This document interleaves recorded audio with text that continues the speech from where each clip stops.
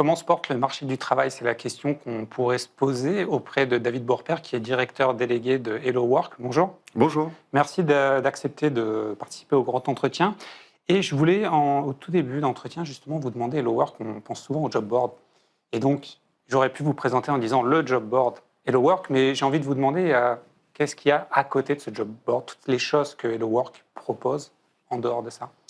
Alors effectivement, HelloWorks, c'est la marque la plus connue, c'est celle sur laquelle on communique le plus aussi, donc c'est vraiment la plateforme de recrutement, qui est La utilisée plus par ancienne aussi. c'est la plus ancienne, tout à fait, qui est utilisée par, près de 50 000 recruteurs tous les mois, et par également entre 3 et 4 millions de candidats, qui l'utilisent chaque mois. Donc ça, c'est, je dirais, la plateforme un peu le navire amiral. Le À côté paquebot. le paquebot. Alors pas le paquebot, parce que le paquebot, c'est un Le peu, porte-avions alors. ouais, on a quelque chose d'un petit peu plus agile qu'un paquebot. Ok. Mais en marge de la plateforme de recrutement, c'est également des solutions logicielles destinées aux entreprises, donc issues principalement de croissance externe. Donc une Ou des solution rachats. comme voilà, des rachats, tout à fait. Donc C-Cube qui organise des événements digitaux de recrutement, Basile sur la cooptation, Magnet pour des sites carrières optimisés. Donc tout un pan de suite logicielle sur des solutions de recrutement, et puis également tout un pan autour des métiers de l'orientation et de la formation, où à nouveau on met en relation soit des lycéens et des étudiants avec des écoles via Diplôméo, et une autre plateforme qui s'appelle Ma Formation, qui met en relation des actifs avec des organismes de formation. Toujours sur des modèles B2B, on opère exclusivement, quasi exclusivement en France, même si certaines de nos solutions logicielles sont déployées à l'étranger par l'intermédiaire de clients français. C'est près de 600 collaborateurs, un siège à Rennes, avec 450 personnes à Rennes. On va voir les chiffres justement d'Hello Work parce que c'est 1,4 million d'offres d'emploi diffusées rien que sur le job board. Si on compte que ça, c'est à l'instant T en fait, on a à peu près 12 millions d'offres en fait disponibles si on prend les évaluations. Là, vous êtes à 1,4 dans les derniers chiffres que vous m'avez donnés pour 2024. 11,4 millions. 11,4 millions. En 2025, on va être plus ou moins dans les mêmes zones. Oui, en fait, on est sur globalement entre 800, en fonction de la période, parce qu'il y a un peu de saisonnalité sur le recrutement, mais entre 800 000 et 1 million d'offres en ligne sur le site. Donc c'est 11,4 millions sur l'ensemble de l'année dernière, que ce soit en CDI, CDD ou en travail Et temporaire. les 76 millions de candidatures en 2024, à peu près un peu moins de 2 millions de personnes qui vont trouver un nouvel emploi ou changer de poste. C'est assez énorme en fait. On ne se rend peut-être pas compte à quel point ça vous fait bouger, vous impacter le monde du travail. En fait. Oui, l'impact est conséquent sur, effectivement, alors partout, sur tous les métiers, et c'est 7000 personnes qui, chaque jour, signent un contrat de travail après avoir utilisé les services de Hello Work. Donc, effectivement, la mise en relation, elle est conséquente.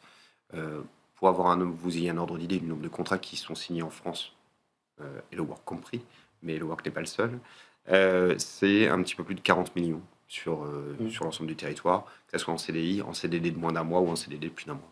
On parle souvent de marché de l'emploi visible et invisible, et on dit que souvent que c'est 70% le marché invisible, mais vous, en fait, sur le marché visible, vous êtes, on peut dire, omniprésent, vous l'occupez à plein. On l'occupe à plein, notamment sur les postes de CDI, sur lesquels on a voilà, une représentativité qui est très forte. C'est un tout petit peu moins le cas sur les postes très courts de CDD, qui D'accord. ne font pas Il y justement a l'objet des d'une agences offre d'emploi. d'intérim qui sont peut-être plus en... Même plus pas, force. il n'y a même pas d'offre d'emploi en fait. Mm. C'est là où on parle de marché invisible. En fait, c'est un contrat tellement court, donc c'est des personnes qui vont être prises, alors par exemple pour faire un inventaire, etc., qui peuvent aussi effectivement relever Ils sont déjà du listés travail dans une temporaire. agence et ils sont appelés directement par le Exactement. recruteur. Donc là, effectivement, c'est un métier, un marché qui est un petit peu moins transparent. Et au niveau des salaires, en fait, le plus haut que vous ayez, l'offre de salaire la plus élevée qui serait sur la plateforme, ce serait quoi? Aucune idée. Vous n'avez pas d'idée, Alors c'est là, en 100 000 euros par exemple? oui, il y a des non? postes à il y a des postes à plus de 150 000. C'est justement ces postes-là généralement qui sont dans le marché, qu'on va dire caché. C'est pour ça que je posais la question. Alors, pas uniquement. En fait, vous totalement. avez les postes effectivement d'exec qui là relèvent vraiment des chasseurs de tête, des postes de direction qui aussi font l'objet d'une diffusion d'offres, mais par l'intermédiaire d'un cabinet de recrutement.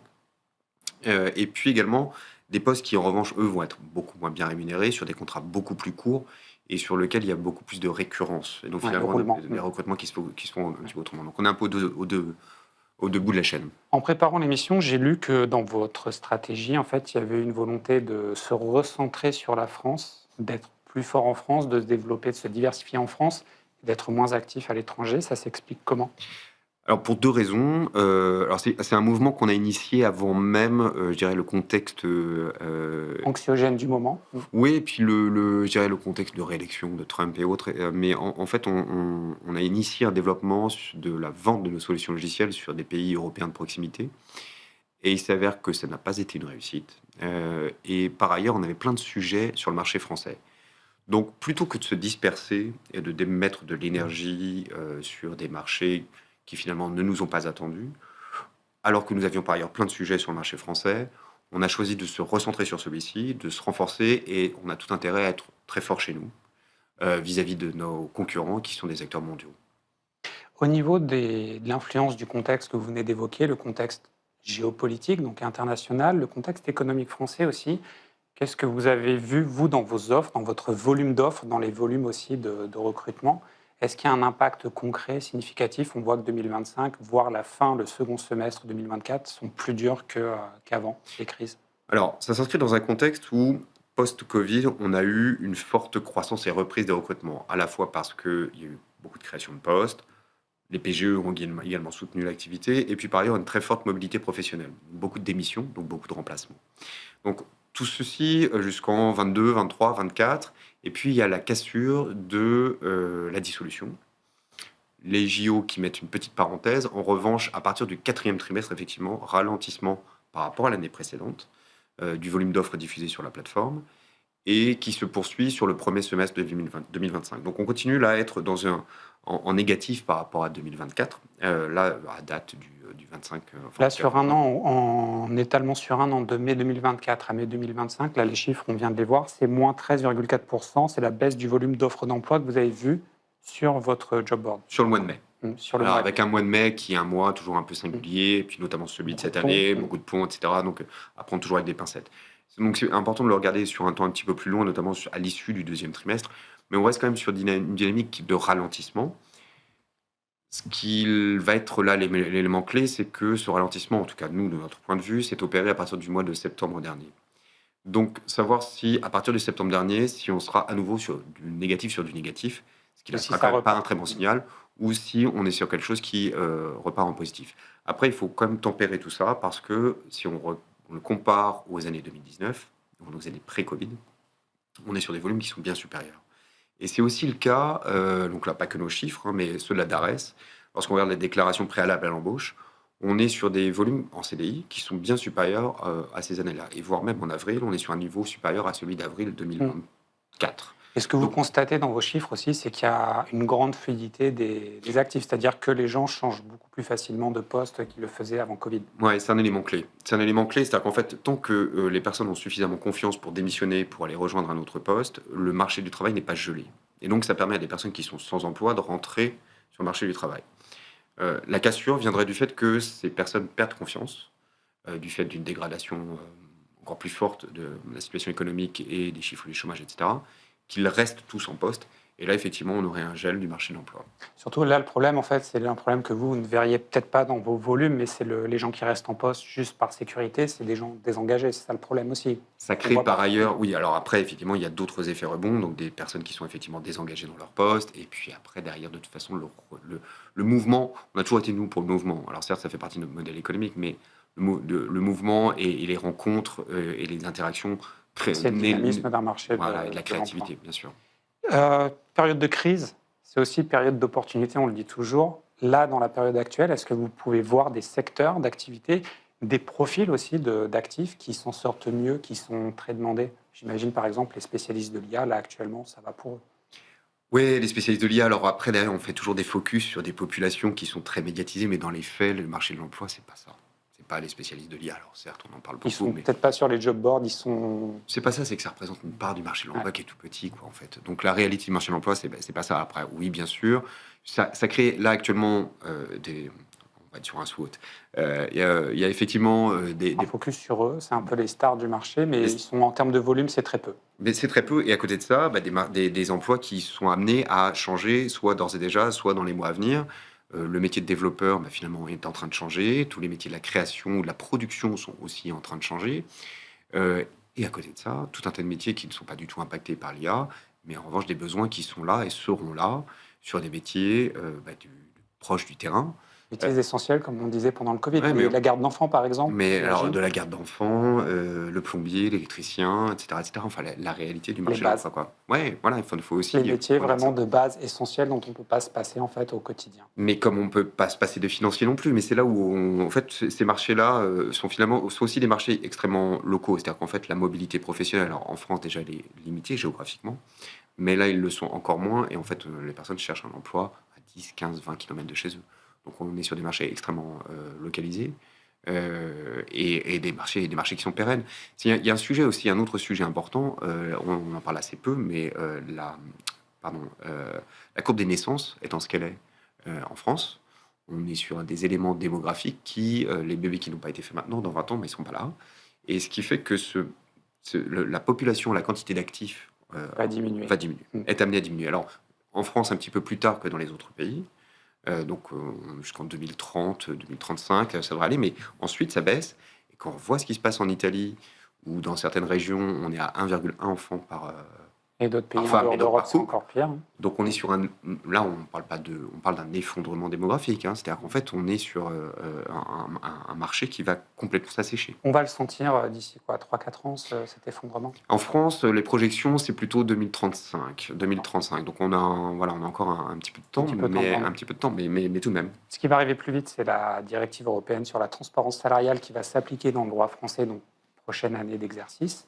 Ça, est-ce que vous commencez déjà à ressentir ça? Est-ce qu'il y a de plus en plus d'offres? Quelle proportion d'ailleurs d'offres sur votre job board mentionne le salaire? Alors nous, on a travaillé sur le sujet dès 2022, si mes souvenirs sont bons, pour justement inciter les entreprises et inciter fortement les entreprises à mettre le salaire parce que c'était une attente très très forte des candidats. C'était l'attente numéro une. Et là, actuellement, nous sommes à 82% des offres avec un salaire, donc Une fourchette ou un salaire? moins un salaire. Beaucoup d'offres Mais avec qui un reste salaire. négociable en entretien, j'imagine, malgré tout. Ça va dépendre. Typiquement, travail temporaire, vous avez un salaire horaire. Voilà, certains métiers sur lesquels il y a un salaire, et puis d'autres sur lesquels il y a une petite marge, effectivement. Et puis, lorsqu'on parle d'une fourchette, alors, on a encore quelques petits sujets à traiter, mais majoritairement, on essaie d'avoir une fourchette qui soit pas un râteau, mais une vraie fourchette, quoi. Une vraie fourchette. Voilà. Et les candidats, à part le salaire, vous avez mentionné, donc c'était la première attente. On aurait pu penser des fois, quand on entend les experts, que la première attente, c'est le télétravail.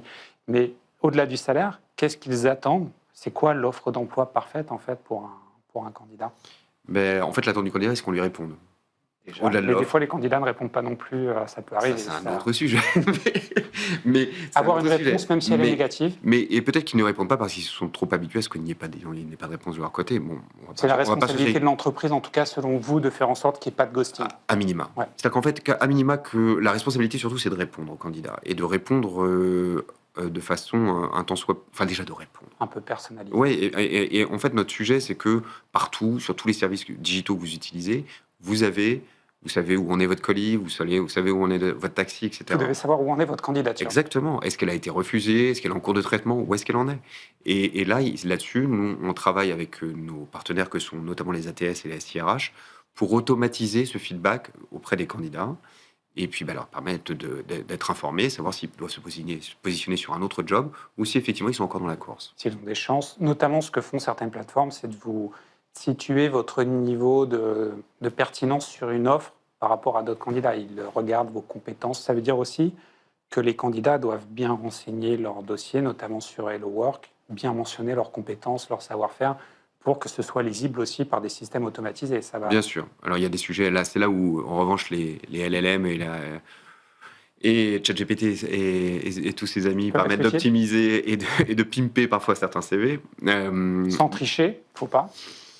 Est-ce que les candidats, évidemment, les candidats améliorent Un petit peu, ouais. Mais bien ils n'avaient sûr. pas besoin de l'IA pour le faire. Non, bien sûr, ça existait avant. Donc en fait, mais tout ceci permet juste de ne pas oublier le terme qui va faire que les algos vont matcher avec telle offre, etc. etc.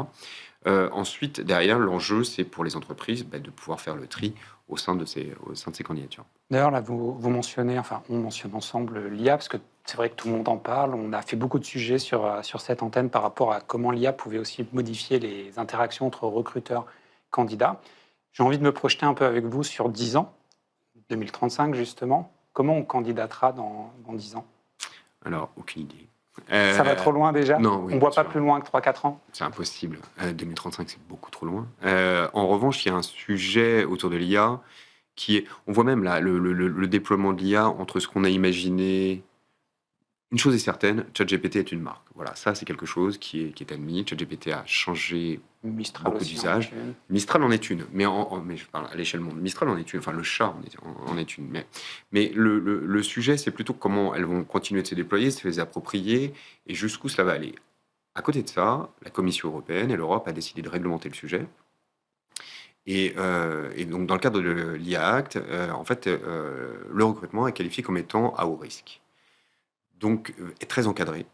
Donc, on est encore en attente là, des guidelines qui vont définir comment cet encadrement va se déployer à échéance 2026, puisque c'est l'été 2026, avec notamment l'usage de l'IA dans le recrutement qui sera nécessairement devra être renseigné, et puis des choses qui seront proscrites. Donc, le recrutement automatisé par des IA est interdit. Dans une certaine limite, on ne peut pas faire passer un entretien intégral qui va être décisif via une IA. C'est un peu ça. Et que la sélection finale soit opérée par un algorithme. Ça, c'est interdit. Mais si l'Europe a envie de réguler, est-ce qu'elle peut le faire si en Asie, en Amérique du Nord, on ne régule pas? Parce que c'est aussi ça le problème, c'est qu'on régule beaucoup et on nous reproche en Europe de trop réguler et de pas assez faire. Alors, tous les acteurs qui souhaitent opérer en Europe Devront seront faire. soumis à. Donc, que ce soit les acteurs américains, les acteurs provenant d'Asie, etc., devront respecter ces règles-là. La difficulté, elle est vraiment effectivement sur le flou. Actuellement, il y a un flou sur la façon dont ces règles vont se mettre en œuvre.